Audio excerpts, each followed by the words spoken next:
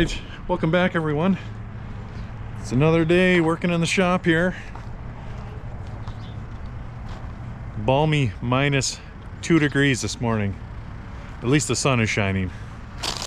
But we got a Kia here, Kia Sorento. It was driven in last night. He says he's got an oil leak. Let's check it out.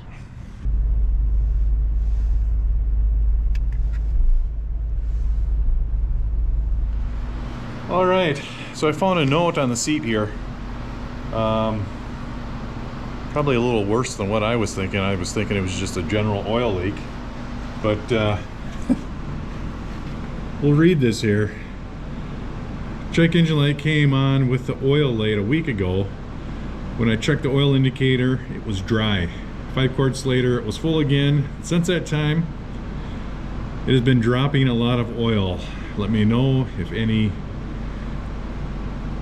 unrepairable damage occurred when it was so low on oil. I'm glad I read that letter now after driving it in, so let's see how much oil's in this thing.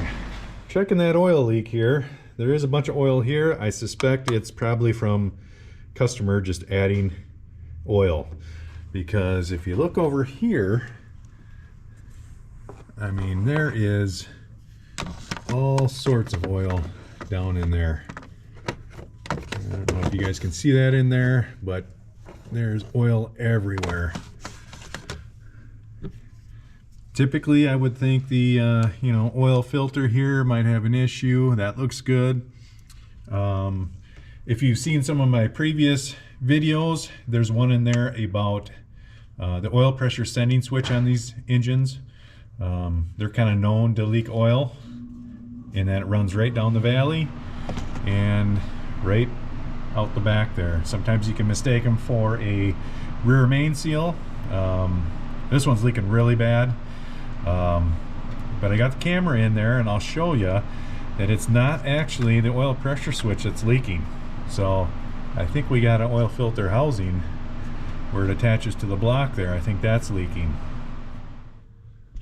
All right, so I got the camera down in the valley there, and you can see all the oil in the valley here.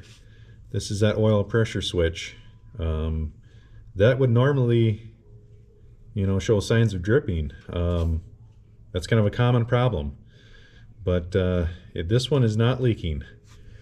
So at this point, we're just gonna let the engine warm up here. Like I said, it's got enough oil in it to at least get it to run here. I'm gonna make sure that mechanically we didn't wipe out bearings or anything like that. When I started it up and brought it in, it did have a little rattle to it.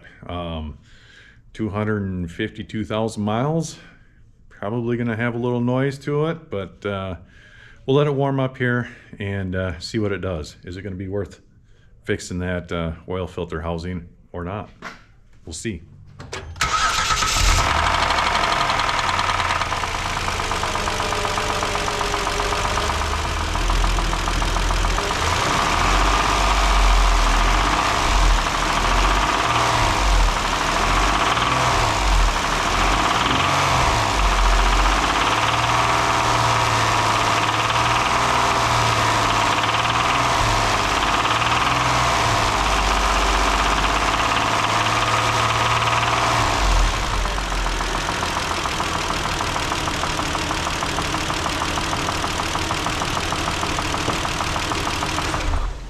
All right, so you guys probably heard the same thing I heard.